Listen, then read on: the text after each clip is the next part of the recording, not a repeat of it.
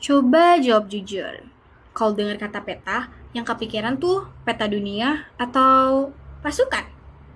Kalau jawab peta dunia nggak apa-apa, kamu nggak sendirian kok. Tapi kali ini, peta yang mau kita bahas itu beda. Kira-kira peta apa ya?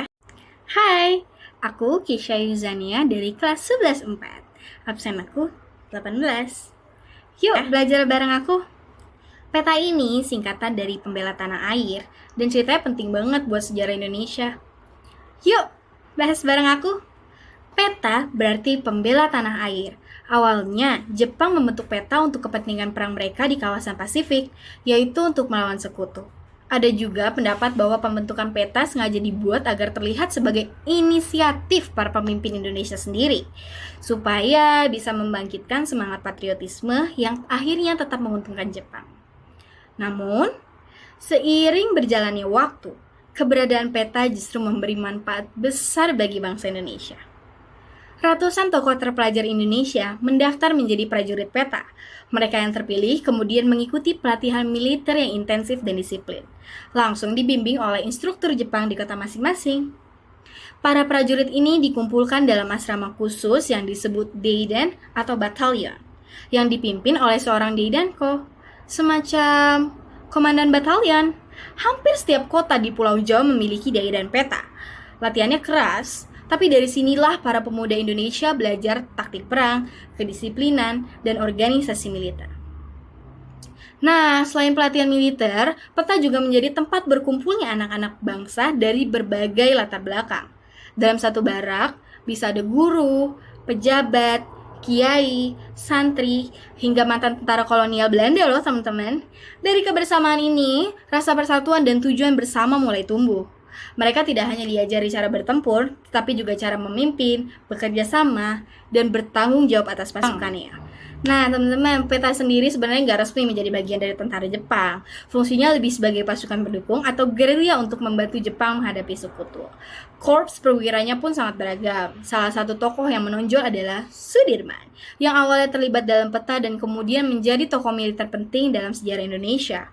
Walaupun instruktur Jepang berusaha melakukan pengindoktrinasian, mereka tidak berhasil menghilangkan rasa nasionalisme yang justru semakin kuat di kalangan anggota peta. Hubungan antara peta dan Jepang tidak selalu berjalan mulus. Salah satu peristiwa pentingnya adalah pemberontakan peta di Blitar pada tahun 1945 yang dipimpin oleh Supriyadi.